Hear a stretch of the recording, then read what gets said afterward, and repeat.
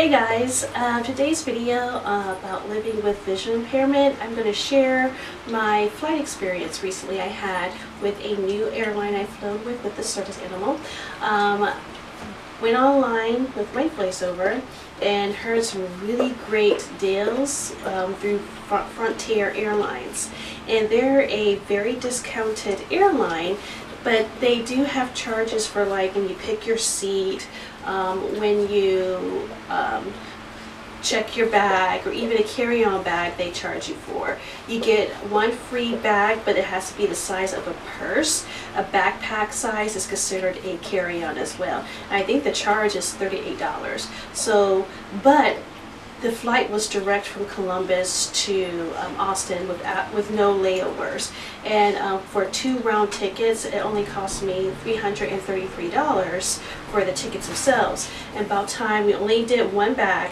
The checked bag cannot be over 50 pounds. If it's over 50 pounds, you get charged an additional $65, and you have to for the checked bag, it was $38 one way. So with both ways plus tax, our bag ended up costing us $76.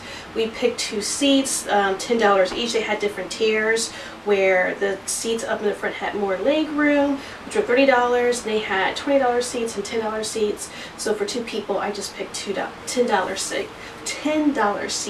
So that was $40 to and from altogether total. So adding all those items up, it was a little over $400 and something. But even adding all of those fees, it was still less like a traditional airline for a ticket from Columbus to Texas. And majority of the airlines I looked at, other than Frontier, was not direct air flights to my destination, because layovers is extremely stressful for me.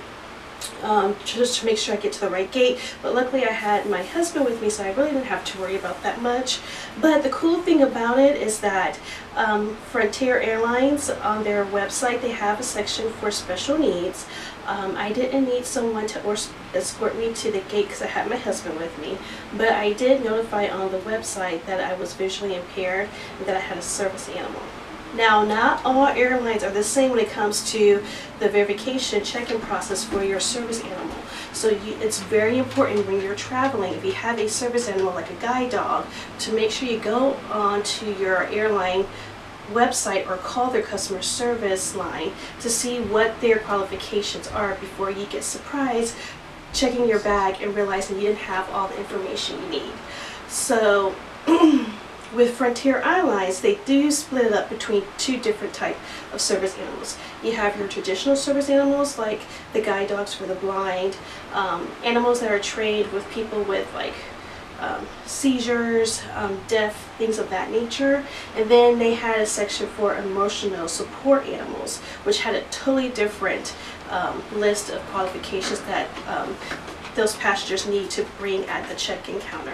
And I'll go over both real quick. And you can go on their website, and it's very, very easy to navigate with voiceover, which was another thing that I loved about it too. So for a service animal like Roxy, I had to bring an ID, a certification proving her as a service dog. I also made sure that she had her current shot records with me, as well as her service dog tag license information with me. And when I did go to the check-in counter, they did ask me for that information, which I was ready and prepared for, and gave them to them directly. Now, with their support and emotional animals, they do require a letter from your physician of what that emotional dog is for, the diagnosis, and how that dog helps you. So it's really important. There is, like I said, there is a difference between service animals and support animals. Emotional animals, there's a huge difference. So with Frontier Airlines, you have to provide that information if you do have an emotional dog traveling with you.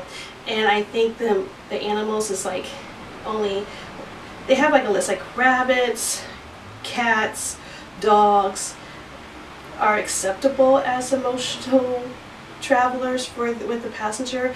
Don't quote me on that. You do have to go on the website and check that out. But my overall experience when I first got to leaving Columbus The staff was really nice. They actually moved my seat up to the extended leg room without charging me additional charges for that. They just did it to make the ride more comfortable for Roxy, which I really appreciated. They left the gate early and we got to our destination early, so I was really happy about that too. On the way back from Austin to Columbus, same thing. This time I didn't get the ability to move my seat up forward because it was a totally packed flight. All seats were already taken, which I totally understood. And with Roxy's training, she's trained to go right at my feet.